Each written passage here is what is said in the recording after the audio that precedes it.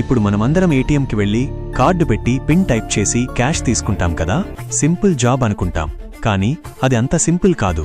ఇందులో ఒక భారీ సిస్టమ్ ఉంది. ఒక చిన్న మిస్టేక్ అయితే కోట్లు పోతాయి. ఇప్పుడు నేను మీకు స్టెప్ బై స్టెప్ సూపర్ ఈజీగా ఎక్స్ప్లెయిన్ చేస్తా, వినండి. ఫస్ట్ థింగ్, మీ ఏటీఎం కార్డు చూడండి. 16 డిజిట్స్ నంబర్స్ ఉంటాయి కదా. ఇది అందరికీ తెలిసిన విషయమే. కానీ అందులో మొదటి 6 డిజిట్లు ఇది బిన్ అంటారు, బ్యాంక్ ఐడెంటిఫికేషన్ నంబర్. ఇది చూస్తే ఏ బ్యాంకు కార్డు అని, వీసాలా, మాస్టర్ కార్డ్లా, రూపేలా ఇమ్మీడియట్గా తెలుస్తుంది. ఇప్పుడు మీరు ఏటీఎంలో కార్డు పెట్టారు, పిన్ ఎంటర్ చేశారు. అయితే ఇక్కడే మ్యాజిక్ స్టార్ట్ అవుతుంది. 1. ఏటీఎం మీ బ్యాంకు స్విచ్కి రిక్వెస్ట్ పంపుతుంది. అది బ్యాంకు ఇంటర్నల్ బ్రెయిన్ లాంటిది. 2.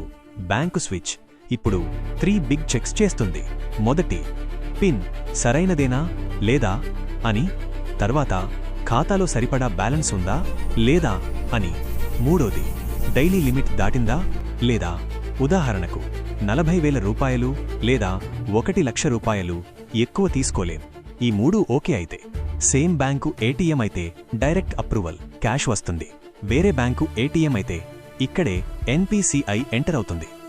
ఎన్పీసీఐ అంటే national payments corporation of India. మన దేశంలో అన్ని బ్యాంకుల మధ్య బ్రిడ్జ్ లాంటిది. అది మొదటి 6 డిజిట్లు. బిన్ చూసి, అరే ఇది ఎస్బీఐ కార్డు కదా, ఎస్బీఐ స్విచ్కి పంపేయి అని రూట్ చేస్తుంది.